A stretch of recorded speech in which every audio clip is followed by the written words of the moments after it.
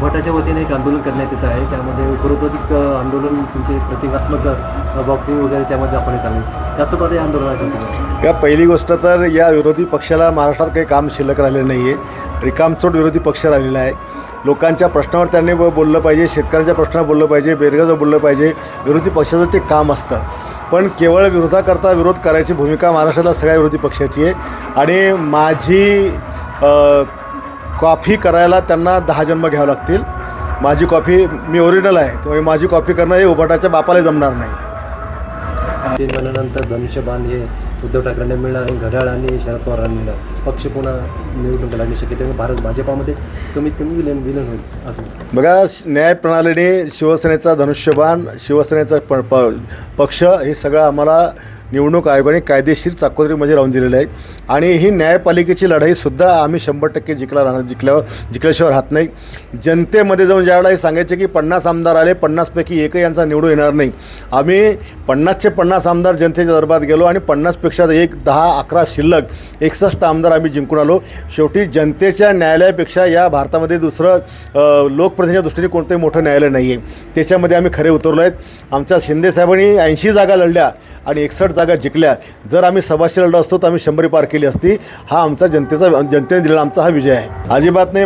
महाराष्ट्रामध्ये महायुती म्हणून आम्ही शिवसेना भाजपसोबत काम करत आहोत.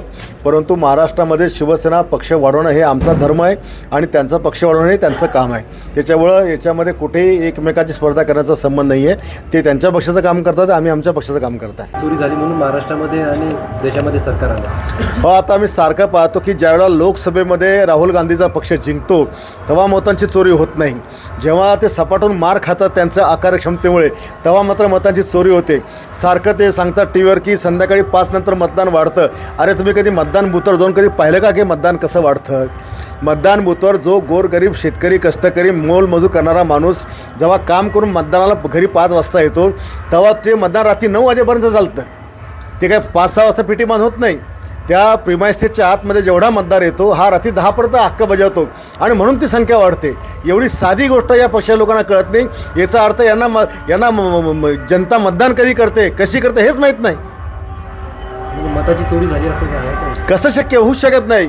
मी सांगितल्याप्रमाणे जे ते म्हणतात की शेवटच्या एवढं मतदान कसं वाढलं तर ते मतदान रात्री 10पर्यंत चालतं. लोक रात्री 9-10 वाजे मतदानाचा हक्क बजावतात. त्यांना ते एकदा प्रिमायसेसमध्ये आतमध्ये घेतलं की ते प्रिमायसेस लॉक केला जातो संध्याकाळच्या वेळेला. सहभागी झाले आहे. राज्य सरकारच्या भ्रष्ट मंत्र्यांविरोधात ते आंदोलन करतात. जनतेने त्यांना रस्त्यावर आणलेलं आहे.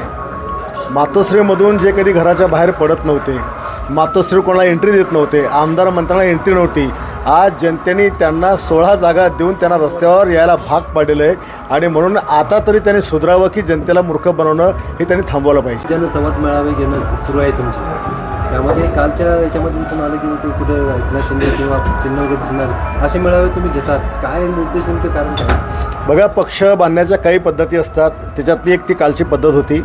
सगळे माझे 20-25-30 वर्षापूर्वीचे जुने सहकारी माझे मित्र हे शिवसेनेच्या पक्षाच्या प्रवाहात येत नव्हते आणि त्याच्यामुळे मला त्यांच्याशी संवाद साधून प्रवाहाच्या मुख्य भूमिकेत आणण्याकरता कालचा मी संवाद मेळावा घेतला. ज्याचं फलित झालं की एका तालुक्याच्या बैठकीला 3-4 हजार लोक बैठकीला येतात. याचा अर्थ आता शिवसेना पक्ष तिकडे मजबूत होईल हे आपण समजून घेतलं पाहिजे.